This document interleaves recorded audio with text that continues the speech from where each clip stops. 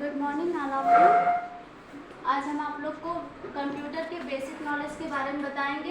Computer में basic चीज़ें क्या क्या होती हैं, उससे क्या क्या प्रश्न बन सकता है, उसके बारे में आप लोग को आज बताएंगे। ठीक है।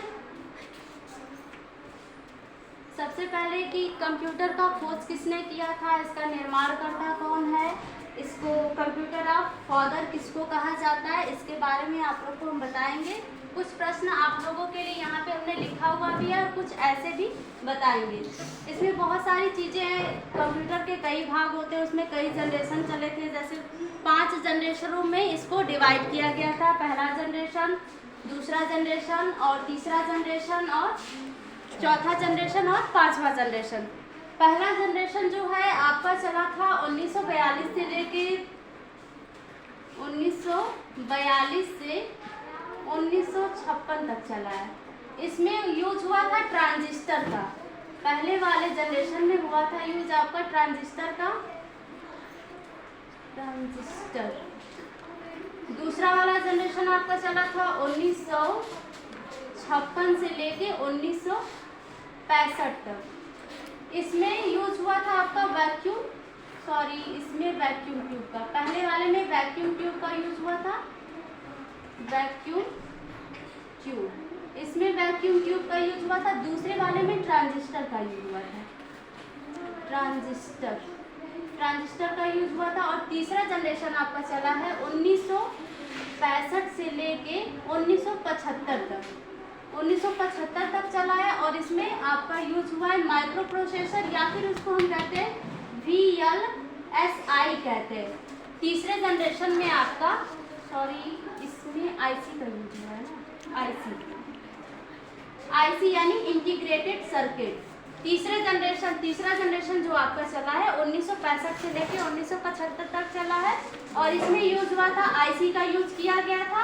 आईसी जो होता है ये, इसके ऊपर जो है सिलिकॉन की परत पाई जाती है, एक प्रकार का चिप होता है। आईसी यानी एक प्रकार का चिप होता था जो भंडारण करने का कार्य करता था। उसमें जो भी फोटो वीडियो वगैरह होते थे उसको भंडारित करने का कार्य करता है और इसके ऊपर जो है सिलिकॉन की परत पाई जाती है। अब आते हैं चौथे जनरेशन पे।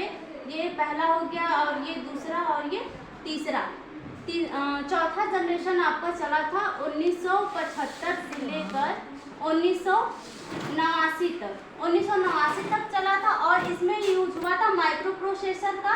माइक्रो प्रोसेसर या फिर उसको हम VLSI भी कहते हैं, वेरी लार्ज स्केल इंटीग्रेशन। इसका फुल फॉर्म होता है वेरी लार्ज स्केल इंटीग्रेशन होता है।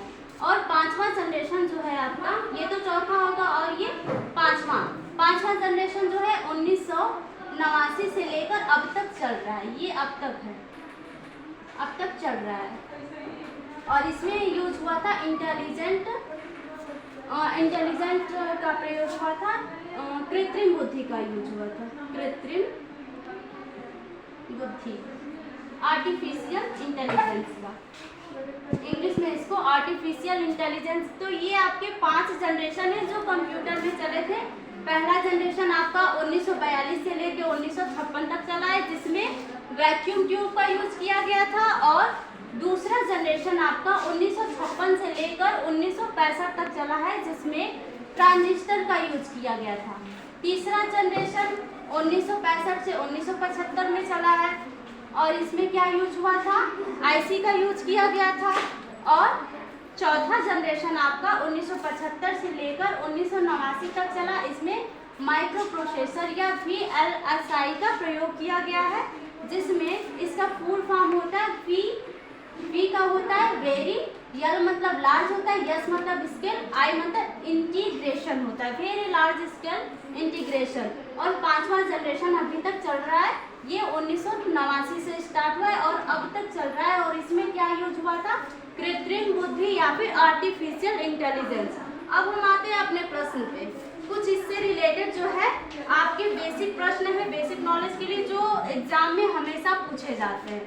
अब आते हैं, पहला प्रश्न क्या दिया हुआ, कंप्यूटर का पितामह, कंप्यूटर का पिता किसे कहा जाता है। तो कंप्यूटर का पिता सबको मालूम है किसे कहा जाता है, चार्ल्स बेबेज को कहा जाता है।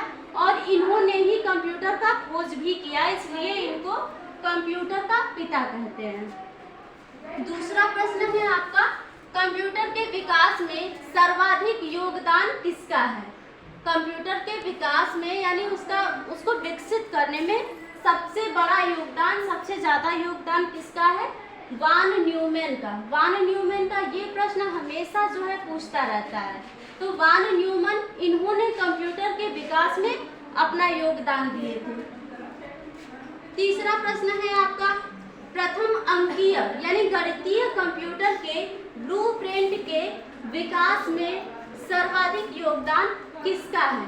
तो चार्ल्स बेबेज का। और चार्ल्स बेबेज ही का क्या किए हैं? कंप्यूटर का खोज किए हैं और इसलिए इनको हम कंप्यूटर का पिता कहते हैं, फादर ऑफ कंप्यूटर के नाम से जानते हैं। तो प्रश्न क्या पूछा है आपसे कि प्रथम अंकीय कंप्यूटर के ब्लूप्रिंट के विकास में सर्वाधिक योगदान किसका है? तो आंसर क्या होगा आपका? चार्ल्स बेबेज होगा। चौथा प्रश्न है, सर्वाधिक आधुनिक कंप्यूटर की खोज कब हुई थी? 1946 में। सर्वाधिक आधुनिक कंप्यूटर की खोज 1946 में हुई थी। अब नेक्स्ट है पांचवा प्रश्न आपका, कंप्यूटर की भौतिक बनावट क्या कहलाती है? भौतिक बनावट से मतलब क्या होगा कि जिसको हम छू सकते हैं, महसूस कर सकते हैं, देख सकते हैं, उसको हम कहते हैं हार्डवेयर। तो आंसर क्या हो जाएगा? हार्डवेयर हो जाएगा।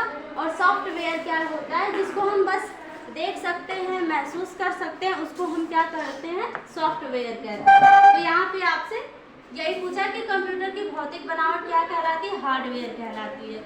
अगला प्रश्न है छठवां, कंप्यूटर का नियंत्रक भाग क्या कहलाता है? तो सीपीयू कहलाता है। सीपीयू क्या करता है?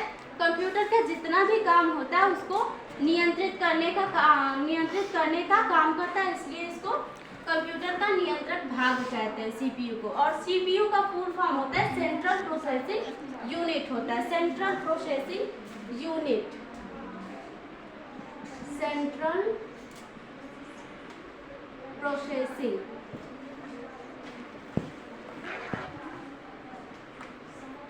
सेंट्रल प्रोसेसिंग यूनिट,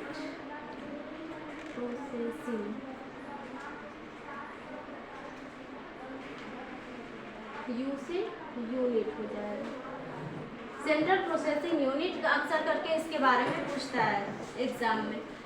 सातवां प्रश्न है आपका, वह हार्डवेयर डिवाइस कौन सी है जिसे आमतौर पर कंप्यूटर का ब्रेन कहा जाता है? अभी ऊपर आपने पढ़ा कि कंप्यूटर का नियंत्रक भाग किसको कहते हैं? हम सीपीयू को कहा जाता है।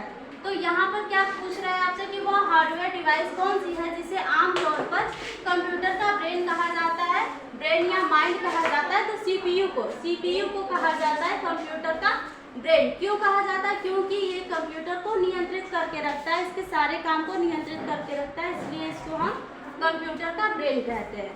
अगला आठवां प्रश्न है, कंप्यूटर का सबसे महत्वपूर्ण भाग क्या होता है? तो ये भी आपका सीपीयू ही होता है। कंप्यूटर का सबसे महत्वपूर्ण भाग क्या होता है? सीपीयू होता है। क्यों होता है? क्योंकि ये कंप्यूटर के सभी भागों को नियंत्रित करके रखता है, इसलिए ये कंप्यूटर का सबसे महत्वपूर्ण भाग होता है। अगला प्रश्न है, कंप्यूटर का हार्डवेयर जो आंकड़ों की बहुत अधिक मात्रा को भंडार में रख सकता है, जैसे हम लोग किसी भी चीज को भंडार करके स्टोर रूम में रखते हैं, चावल, गेहूं, अनाज जो भी होता है उसको हम लोग क्या करते हैं? स्टोर करके रखते हैं, स्टोर रूम में रखते हैं। उसी तरह कंप्यूटर में जितने भी डॉक्यूमेंट्स वगैरह होते हैं उसको हम लोग भंडारित करके रखते हैं। तो वो भंडारण कौन करता है? भंडार करके रखने का काम कौन करता है? चिप करता है। चिप इसका एग्जैक्ट आंसर होगा। आते हैं 10वें नंबर पे, इंटीग्रेट सर्किट चिप का विकास किसने किया? आपसे पूछा है कि इंटीग्रेट सर्किट चिप का विकास किसने किया था? तो वो कौन वैज्ञानिक है? जे.एस. किल्बी नामक वैज्ञानिक ने इंटीग्रेट सर्किट चिप का विकास किए थे। तो आंसर आपका हो जाएगा जे.एस. किल्बी ने। अगला प्रश्न है, आईसी पर किसकी परत होती है? एक चीज और आपको बताया था, इंटीग्रेट सर्किट, आईसी का फुल फॉर्म होता है इंटीग्रेट सर्किट, और ये इसका यूज कहाँ पे हम बताए थे? थर्ड जनरेशन में। आईसी चिप का प्रयोग जो है थर्ड जनरेशन में होता है, और ये आपका चला था 1965 1965 से 1975 में। तो यहाँ पर देखिए आईसी पर जो है किसकी परत होती है, ये आपको हम बता दिए थे उसी टाइम सिलिकॉन की परत होती है। अगला लास्ट प्रश्न है, चुंबकीय डिस्क पर किस पदार्थ की परत होती है? तो आयरन ऑक्साइड की होती है। चुंबकीय डिस्क पर किस पदार्थ की परत होती है? Iron oxide. ये आपका लास्ट प्रश्न है। ऐसे ही हम आप लोगों के लिए डेली जो है 10-10 क्वेश्चन 12 क्वेश्चन जितना भी हो पाएगा हमसे हम डेली आप लोगों के लिए लाएंगे। आई थिंक आप लोग को मेरा वीडियो जो है अच्छा लगा होगा। धन्यवाद।